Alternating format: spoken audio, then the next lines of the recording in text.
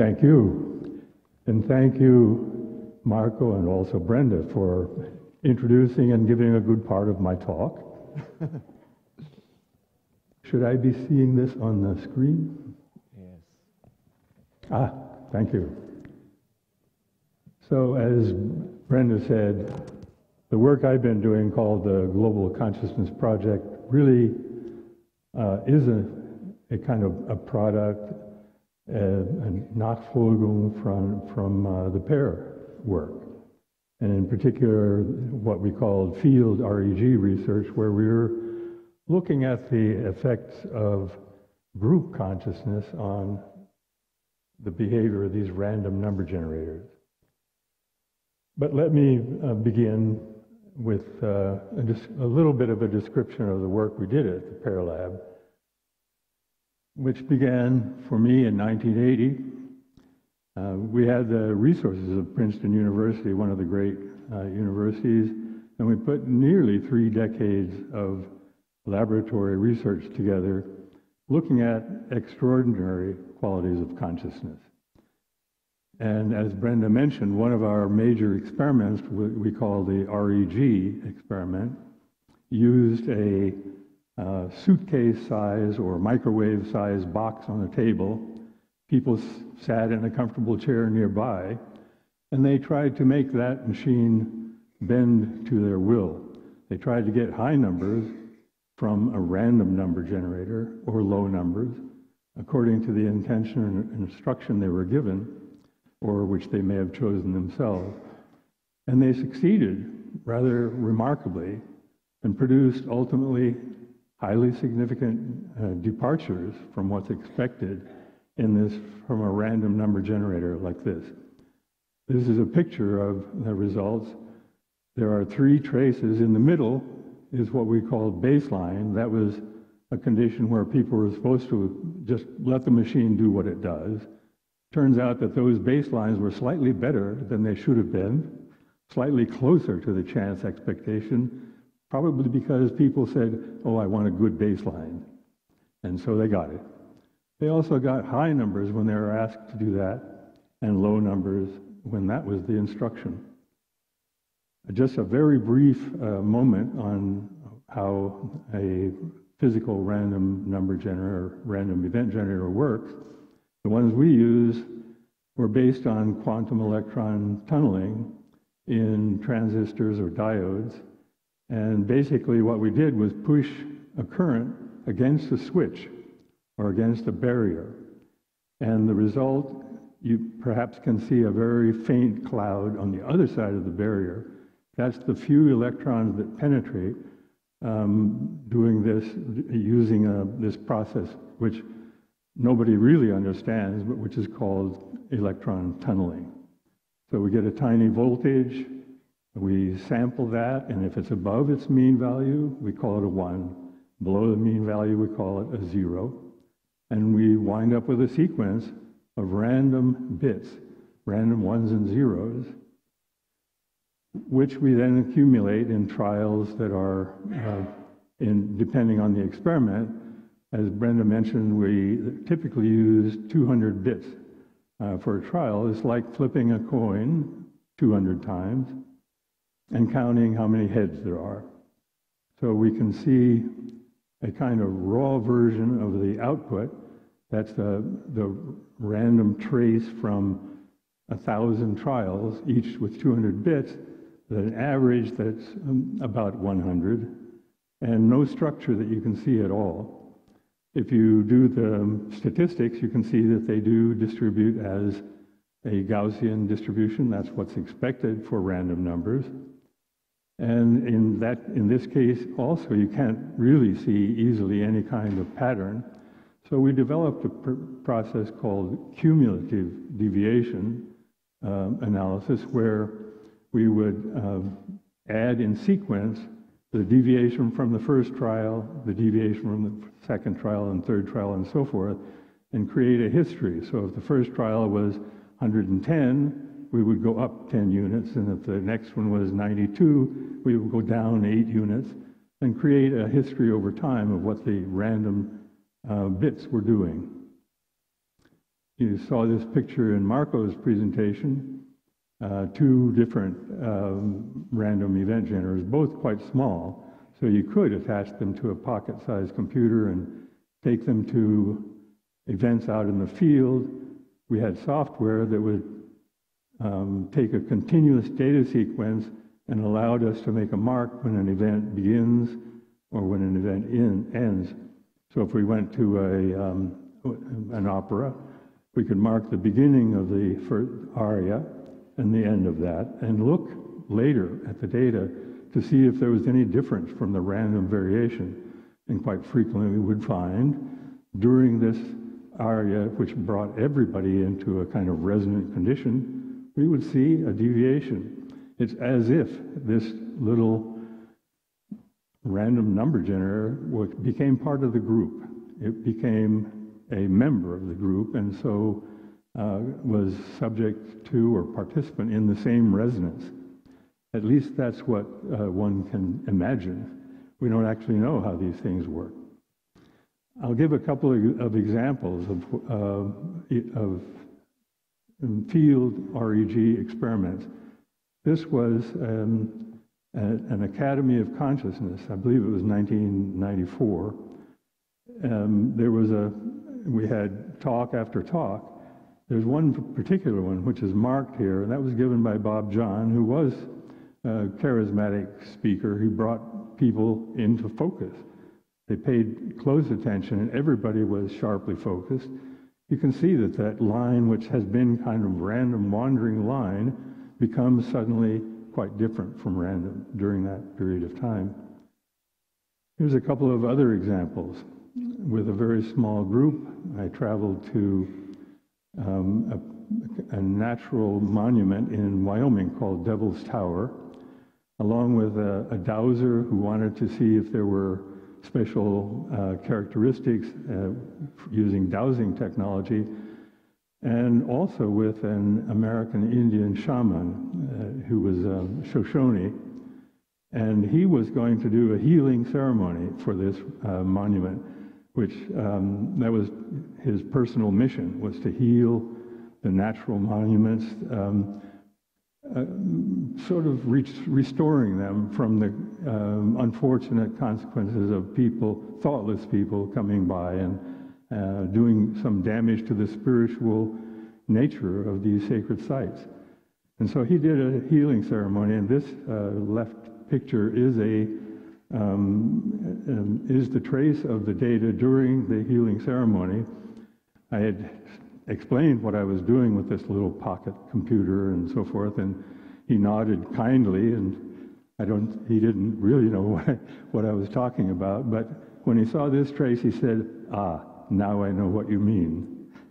And I went also with a group of people to Egypt, and we went to all the temple ruins that we could. We were planning to do basically rituals, ceremonial meditations and chanting and so forth. We also went into the Great Pyramid, and in this picture you can see some segments that are marked. The first one is our entry into the pyramid. You can probably see that without the pointer. I can't make the pointer work anyway. But the first segment is when we were moving into the pyramid. The second segment, where you see the line begin to look a little deviant from what's expected, this sort of random level trace, that was the Queen's Chamber, where we did some chanting and group activities that brought us together and in a kind of sacred space. And following that is the segment in the Grand Gallery. If you've ever been there, you know that's an impressive place. Two of us stood at the top of the Grand Gallery and chanted an invitation to come up the gallery into the King's Chamber. That one, again, continues this highly deviant trace. And then we, in the King's Chamber, did two long meditations, and there it goes the opposite direction, but very distinctly different from random expectation for random data like this. In any case, we had time after time in all these sacred places departures from expectation, which were associated with our time there in a meditative framework or in a resonant chanting exercise. It's quite a remarkable database, probably the strongest we have in the field reg or field REG experimental series. As Brenda mentioned, this field REG work then inspired other questions. What if you had a larger group? What if you had random event generators far from the event that seemed to be the focus? And so we began thinking about a kind of global version of the field REG experiment. This picture is one of our first prototypes. When Princess Diana was killed, the funeral ceremonies were expected to be attended either in person or by media, television, radio, and so forth, by millions, possibly even 1 billion people or more. And I asked all the people I knew, my colleagues and friends, doing random number generator research, please take data during this day. And so we produced a database of 12 independent random number generator traces. The red line in the picture is from a combination of those 12 data lines, and there's a little cloud of simulations which you can think of as control data. The red line goes far outside the expectation, the boundaries of expectation. It's the odds of seeing something like that are about 100 to 1 against chance. So we were encouraged, you might say, to proceed with a permanent installation that would be like that. So we built a global network. And this is a picture of all the, what we called eggs, I'll explain that in a moment, which became the Global Consciousness Project network spread around the world. Not all of these were operating all at the same time, but at maximum we had around 70 independent locations around the world sending data to a server in Princeton. The reason we call it eggs is my son, who was doing programming at the beginning of this project, said, you know, what you're doing is a little like an EEG, only for the Earth. You're putting these sensors around the Earth planet. He realized, of course, these weren't measuring electrical pulses as an EEG does, something different. But we decided it made sense to call it an electrogiogram, and the abbreviation for that is EGG, or egg. And it really, in some sense, is analogous to an EEG, because in both cases, we're trying to get some kind of insight into what's happening in an otherwise kind of closed system using technology that samples it from the outside. One of the inspirations for the global consciousness idea was the philosopher, theologian, and paleontologist Teilhard de Chardin. He was both a scientist and a spiritual teacher. He was not very well loved by the Catholic Church because he was talking about evolution, for example. And he considered that that we were the product of a really long and interesting series of evolutionary stages. And he thought that while humans tend to consider us to be the pinnacle of evolution, that we should think further, that we were perhaps necessarily destined for another stage of evolution, and what he thought that should be was what he called the noosphere, a sheath of intelligence for the Earth. So that, and you know, there is a discussion of dominion in the Bible, but what he considered that our role would be in the future eventually was a stewardship, a kind of a creation of really an intelligent management of ourselves and the world that we inhabit. In any case, I asked the question, is this something that we might be able to visualize? And in fact, I think it is possible. There are times when we definitely can perceive that we're interconnected in a way that was somewhat like what Teilhard was describing as a noosphere. Here is a picture of the crowd in New York, something around 500,000 people in 2014, and it's September. That's a day that is celebrated around the Earth. It's the autumnal equinox, but it's also a time when a lot of people do, take advantage of this special day for peace marches and meditations and global gatherings to think about something like the stewardship of Earth. So we ask more or less every year, what are the data from the Global Consciousness Project like on a day when so many people are coming together in a kind of resonant fashion, synchronizing their efforts to produce a change in the world for the better. So the global consciousness data can be analyzed. It's always available. Anybody who wants to can pull up data. And for a day, any particular day or hour, you can look at the result. This is a picture of the data taken during the day of that in 2014 that I just showed, with the marches, not just in New York, but in Berlin, in all the major cities around the world. This is a hugely deviant sequence. The odds are around 1 in 300 or smaller that you would see something like this by chance. What the data should look like is more like this trace on the bottom of the graph. In other words, there is apparently an effect of people gathering with good purpose in large numbers around the world. And so in the Global Consciousness Project, we're in a sense looking for, with a scientific set of tools, at a spiritual question. And that is essentially, are we becoming one? As the sages in all cultures have always said, we are one. Now it's possible to use a kind of scientific technology to ask the question whether that's true.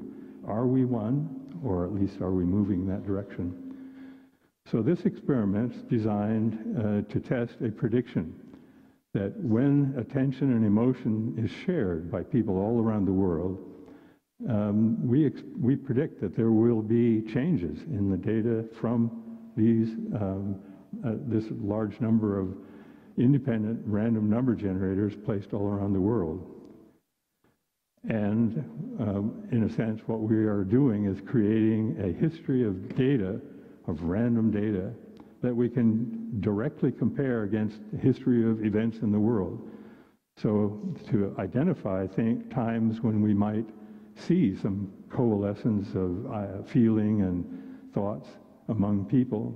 We look at things like natural disasters or terrible accidents, but also positive events like New Year's, celebrations of various kinds, and things like the global demonstrations on September 21st. So we test a specific hypothesis. We identify an event, and then we say it begins at this time and it ends at this time, and we'll look at the data in that period of time. That will be the test of the hypothesis for this particular event. And the cumulative deviation plot that we use should be a random walk, should be level. But what we often find, about 70% of the time, it's not level but departs from the expectation enough so that it looks interesting. And quite frequently, in fact nearly 20% of the time, that departure is statistically significant at the level people consider to be interesting. In other words, 1 in 20 events could be expected by chance to depart this way, but we get far more than we should of events that depart from expectation. This is one of our most famous events, the tragedy of the 9/11 attacks in New York and Washington. This is a picture of 9 days of data with that date, September 11th, in the center. And what you see is a random walk that looks normal for a few days, and then around September 11th, it takes off and becomes extraordinarily different from what's expected from random number generators, and it stays different for a period of about almost 3 days.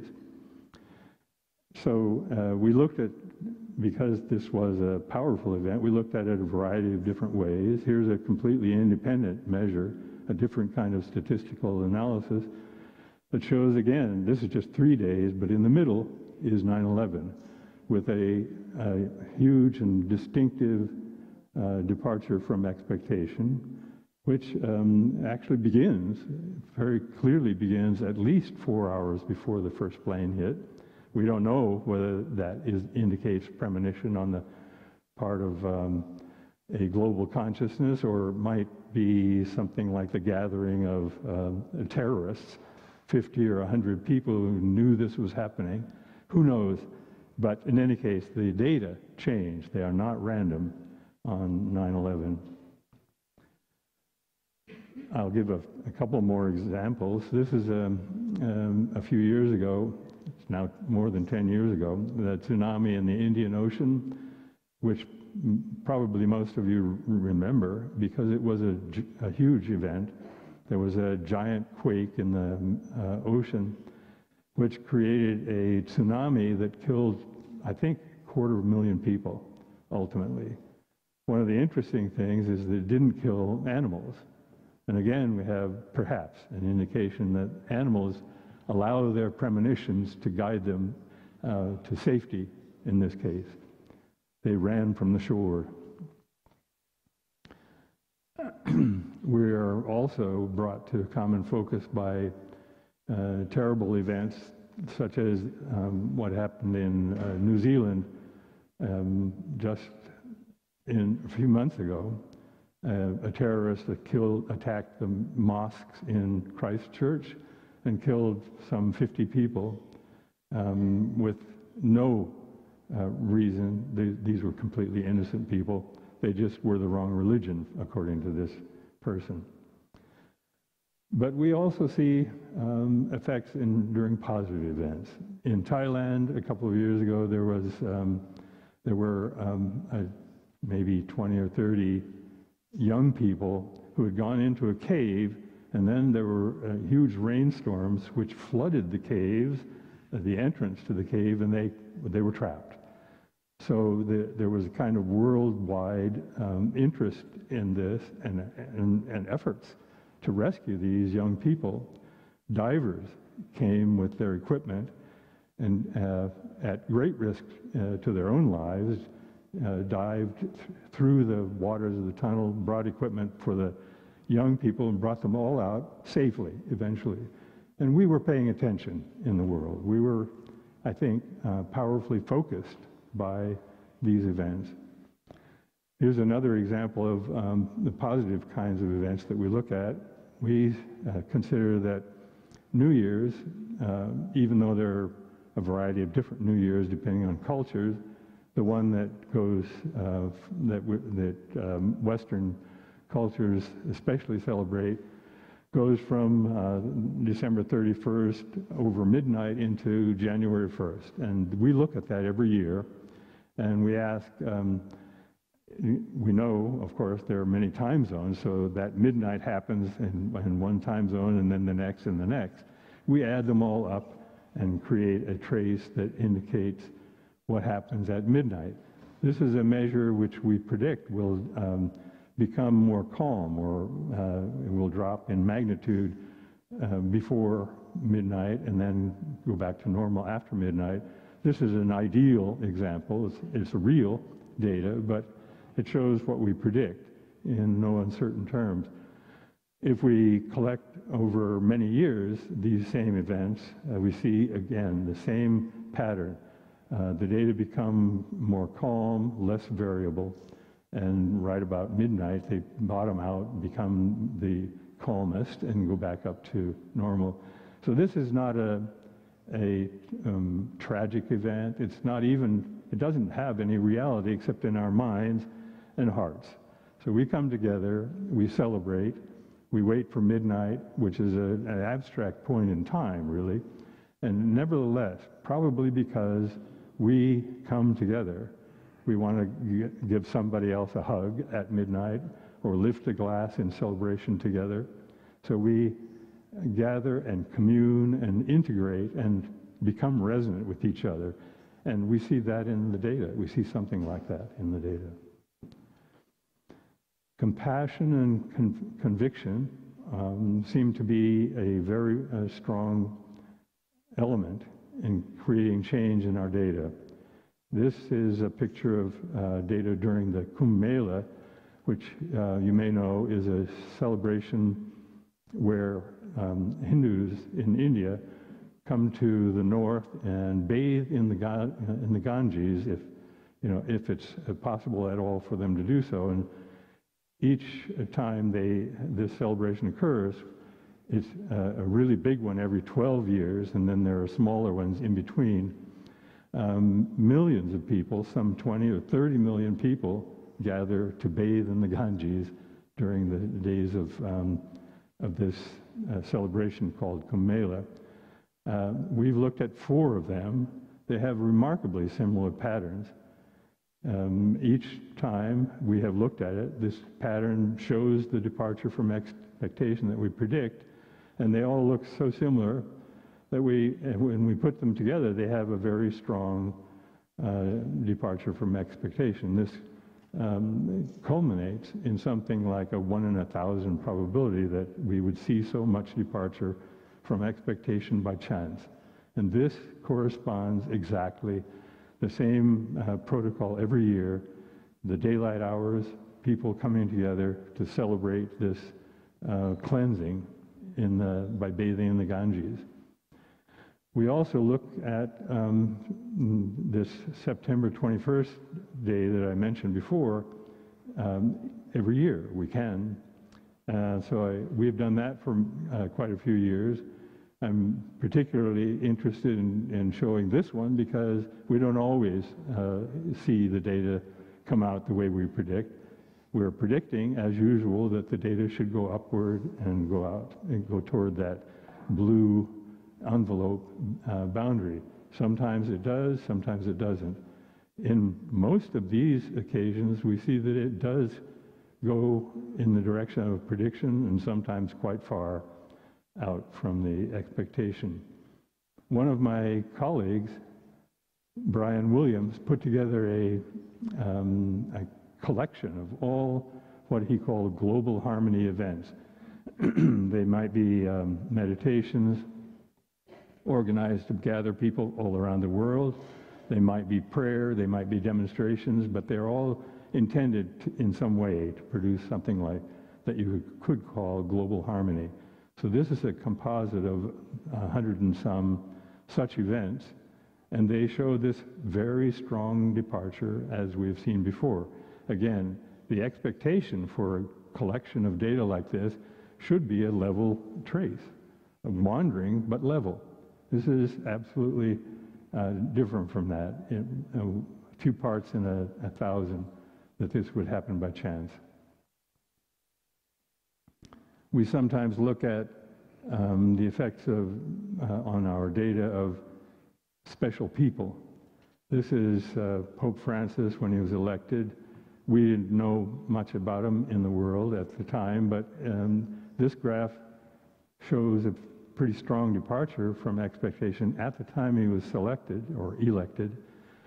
And it turns out that he is a pretty good representative, I think most people would agree, of humility and compassion, the kind of traits that we would like to see in humanity in general.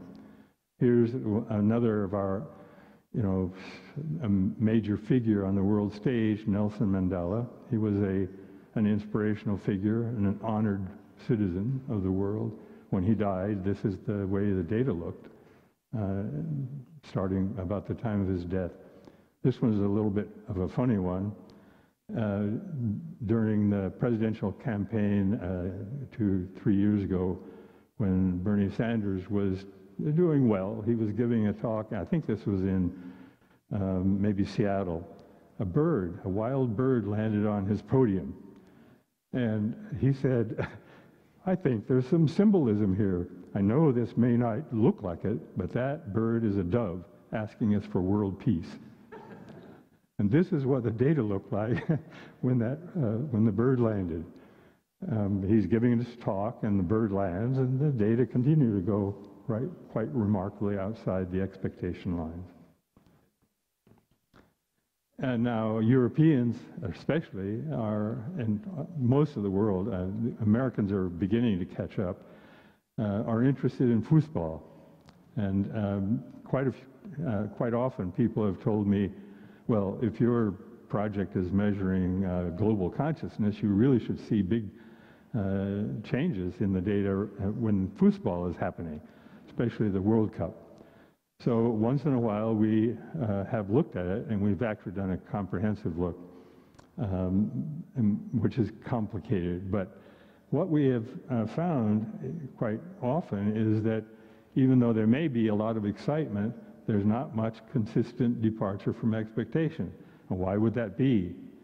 We don't know, of course, but we see time after time that the data don't go departing from expectation the way we would predict. And it could be that because what we're looking at in the case of foosball is two major forces competing with each other, rather than this kind of compassionate gathering that things like the September 21st or things like the great tragedies or New Year's bring about. On the other hand, it could be that we just don't know how to ask the question correctly, because sometimes we see some pretty interesting departures. Enough examples. When we look at all these data put together over a formal database that we collected during 17 years, we set a goal of 500 of these rigorously defined individual global events. And this is a picture as a scatter plot where each dot there represents one of the events, the z-score or the accumulated departure from each of those 500 events. You probably can't see that there's any pattern there, but if you look in the middle, there's a blue line, which is the real data, and a dotted black line, which is the expectation. They're pretty close to each other, but they're literally about 1/3 of a standard deviation. But because there are 500 such events, that adds up quite a bit. And this is a picture using that cumulative deviation trace. Same data, now presented as a step upward if the departure is positive, a step downward if the departure is negative. You can see that most of the steps are positive. And the accumulation is highly significant at about 1 trillion to 1 odds. That's a million billion. I don't even know how to, well, 10 to the minus 13th for those of you who are scientifically inclined, or 7 sigma for those who think in terms that physicists do. For example, if you have a departure of 5 or 6 sigma, it's real, according to physicists. 6 or 7 sigma, it means you should pay attention. We still don't find it possible to get a whole lot of physicists paying attention, but some do. Some are asking, how does this work? Why are we seeing departures from expectation on this level? And by the way, we are aware that it's necessary to think about a comparison with control data, so we can create simulations or resampling. We can create a distribution of what data like this should look like if there were no effect. They should look like something happening in that cloud of gray lines. But our real data are the red line. So far from that cloud of gray lines that I think there's nobody would have any question, but there's some real effect in the data. So having established there's a real effect in the data, we begin thinking in terms of trying to understand it better. So we explore the data using different kinds of analysis, looking for other kinds of structure in the data besides the main correlation, which are pictured in the graphs I've been showing. Are there familiar qualities in the data which might look like something we can recognize? Is there something about a global consciousness that resembles human consciousness enough so that it makes sense? And I think it's possible for us to see a number of indications that that is the case. If global consciousness is made of us, as was suggested by people like Teilhard de Chardin, a gathering of our intelligence into global intelligence, then it should be recognizable. So we ask simple kinds of questions. We categorize all these different 500 events, and we say there are some that are bigger, some that are smaller, which may translate into something like some more important than others. The more important ones, the ones with a larger number of people engaged, have bigger effects. That's something we would expect from the way human consciousness works. How about the strength of the emotion? If it's a really powerful event emotionally, does it have a bigger effect? It does. In time and no uncertain terms. The difference between those events rated as having a high level of emotion, they have a highly significant difference from those with only a modest or small amount of emotion. This is one of my favorite examples of a comparison with emotions familiar to us. We can go through all the events and say, does this embody compassion, or does it evoke compassion? Does this event represent something that we can think of as love or compassion? And when we do that, we see that if there's a high level of compassion evoked or involved in the event, the effect is very big compared to those events with very little evidence of compassion. This one should surprise no one, but we didn't even think of asking this for the first 7 or 8 years.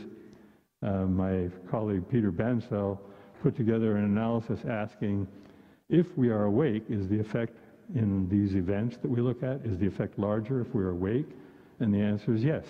There's a pretty clear difference between the middle of the night and a time sort of late in the afternoon. In the middle of the night, the effect is relatively small, and around dinner time, it's maximized. And there is a trace on the bottom of the graph that shows data from the rest of the database where there are no identified events. Again, no sign of a pattern there, but in the case of the real data, there is a strong pattern. Now, another kind of comparison I find particularly interesting, this one's very recent. If we, instead of using the cumulative deviation trace to show what's happening over time, if we just smooth the data, we find a pattern. And the pattern is a kind of level trace and then a big hump or spike, and then dropping back down to the level again. And that looks reminiscent of some things that we see in human physiology or brain electrophysiology. When you flash a light or make a burst of sound, your brain responds with what's called an evoked response. And the evoked response is your neurons all firing in response to the flash of light. That the picture on your right is from a human brain, and the picture on the left is from the Global Consciousness Project data for one particular day. Another example of the same kind of analysis is a combination of all the significant short events, just 6-hour periods of time. That's a very common time period that we use when we identify the events. This is a combination of all the significant ones, and the vertical lines mark the beginning and end of the 6-hour segment, and then there's data on both sides, before and after. If we convert that also to this smooth version instead of the cumulative deviation version, we see a picture like this. Again, this looks a whole lot like a brain-evoked response. So maybe it's an accident, but it looks like the kind of responses that the Global Consciousness Project data have when a big event stimulates the global consciousness, quotations around all of that. It produces a pattern that looks ever so much like what happens when you flash a light and stimulate the human brain. So there are a number of ways of asking the question whether there's some similarity between the way global consciousness looks and the way human consciousness looks. There's a fantastic amount of similarity. Maybe that's because, maybe it's an accident, maybe it's because global consciousness is made of us. Maybe we are coming together at an unconscious level and becoming a little bit like what Teilhard de Chardin was predicting 50 or 70 years ago would be the next phase of our development as human beings. So here's a few kind of takeaways from the Global Consciousness Project database and analysis. It forms a kind of cosmology of consciousness. Basically, we can see, and this also comes from all kinds of other experiments, the ones that Brenda talked about. Consciousness really exists in the world. It has a presence. It makes a difference. It lives objectively in the world and is part of it in ways that we are only barely beginning to understand because we haven't been asking about it. Consciousness is not just local, but it's extended. It goes out into the world, quite possibly out into the universe. In some sense, there isn't any limitation. I sometimes think, you know, if we ask somebody to say, what does the moon look like? Suddenly their consciousness is not local, but engages also this distant body. Humans are interconnected at a deep level. I think the data from the Global Consciousness Project are a pretty clear demonstration that there's something going on that we don't perceive directly, but which it may be quite real. There's a kind of interconnection that's stimulated and brought into sharper focus by major events in the world, either positive or negative events, where our interconnection creates something like an expanded and comprehensive consciousness comprised of all of us.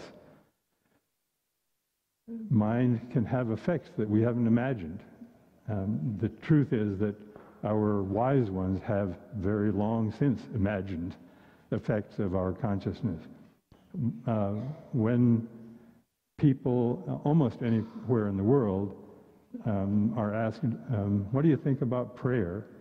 They might say, well, I don't pray or I do pray, but people who pray are asking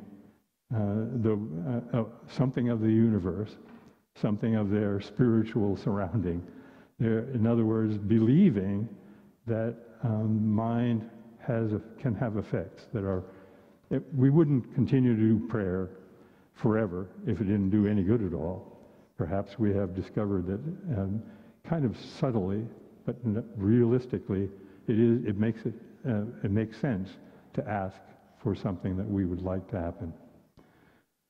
Cooperative intention can have consequences.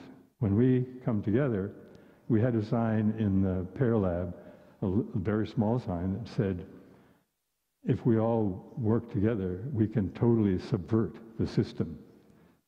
And I think that we have evidence that really is quite true. And when we are coherent, when we come together, when we are resonant with each other, we create something new. And it's a kind of, at least the beginnings of something like the noosphere envisioned by seers like Teilhard de Chardin. And I think ultimately we should consider seriously that we can accept oneness, that is, a unity across all peoples, as a piece of modern wisdom. not just something that the ancients tried to teach us, but something for which there's evidence in a scientific mode in our modern world. So if we have evidence that we form this kind of global consciousness, that means that we're doing something that's a little bit like what neurons do.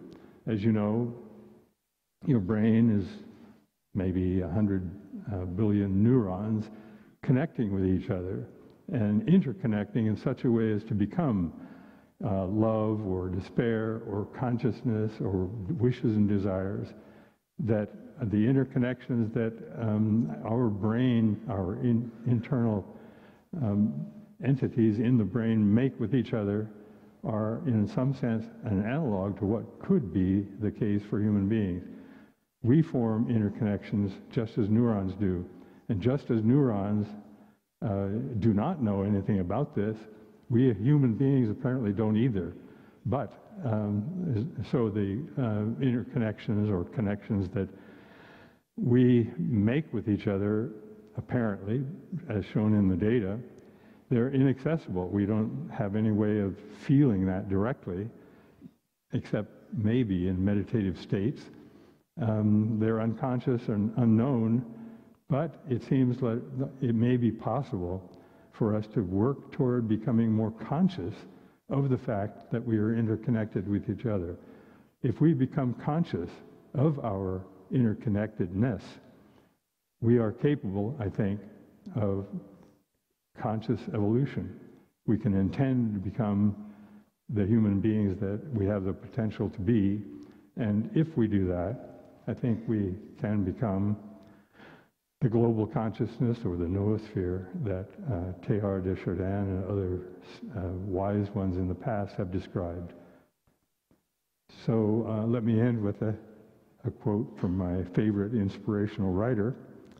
He was, like others, Einstein, for example, a producer of quotations that are remarkable. Someday, after mastering the winds, the waves, the tides, and gravity, we shall harness for God the energies of love. And then, for a second time in the history of the world, man will have discovered fire. So there are a couple of books, as Brenda mentioned. ICRL Press recently published the one on the right, Connected. In Europe, it's possible to get that book by from a website called bookdepository.com, and I have in German written with Georg Kindl from Vienna a book called Der Weltgeist. It's different, but it covers some of the same territory and some other kinds of things. That one is available on Amazon.de. In any case, thank you very much for your attention and for being part of a global consciousness.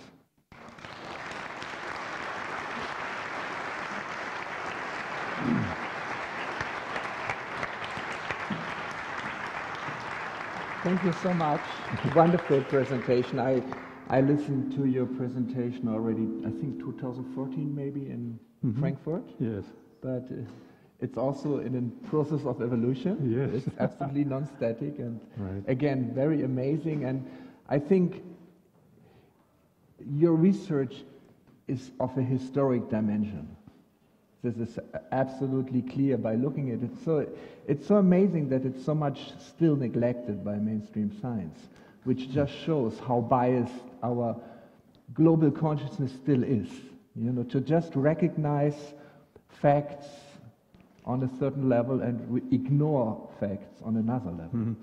Well, I do hope that there is a beginning of recognition that at least there's a question we should be paying attention to. And younger people, I believe, are closer to that than the older ones. So there are quite a number of young physicists, for example, who are saying we have to deal with the fact that consciousness, our very direct, immediate understanding and personal experience has to be part of the models of physics. We can't continue to leave this major aspects of life and the world aside. So I think we're working on it. How many X are active still? Well, the maximum we ever had was 70 or 75. Sorry. Better we come for the... Oh, yes, the camera. Yeah. At the maximum, we had about 70 working. I think the largest number ever in one event was 73. After the formal series ended in 2015, or almost 2016, the network has diminished in size, but it's still running. Great. And still capable of well, registering effects of global events. I'm still regularly looking at the data because we have in the same conference here on 2013. I think it was 2013. We came together with Dr. Hendrik Treugut, and you must know him. I do, yes. And Thomas Bashab, and we were sitting on stage and saying we want to use our network of our kind of X. We have a few thousand around the world with the in the time wave technology. It's just there in each device there is three, two on an electronic basis, and one is using a tunnel effect of photons for creating the digital, direct digital quantum data. And our therapists and people interacting with it, and we thought, I think we are interacting with the same global consciousness field as you, but from the other side. We try to give positive impulse into it. You're just neutrally kind of reading. That's without right. an intention. So, and in the same way as you said, you should, if you look at data, you should have an expectation clearly stated in advance. So we were sitting here and saying we want on the 1st of December 2013 at 12 o'clock noontime, we want to, connect our network of this physical random generators and give a message of peace and love into the global consciousness. And we want to see what Dr. Roger Nelson's network is doing at this time. Okay. It was just, so I'm not sure because I didn't prepare this, but I know it's on the computer. If I look at the desktop, and are your devices running continuously? yes, so that's marvelous. I'm just looking. Is there somewhere like someone has reading glasses? Go much? Do you have? Just a second. I'm sorry. I'm growing older also. Thank you. Because I think it's here. Let me see. Yeah. That's rare. I find something so quickly. Here we are. This is from you. Here it is. I have to put on my reading glasses. So here it is.